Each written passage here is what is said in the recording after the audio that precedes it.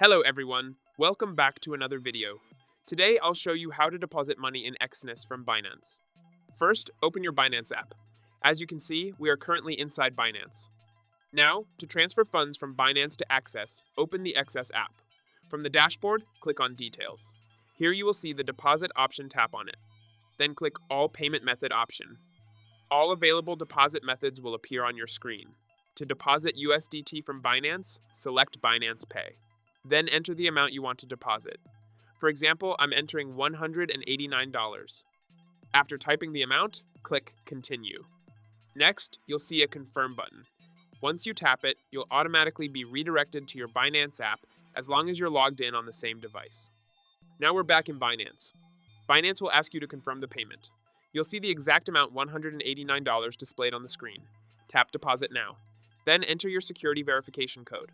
After entering the code, your deposit will be processed successfully. If you found this video helpful, don't forget to like and subscribe. Thanks for watching.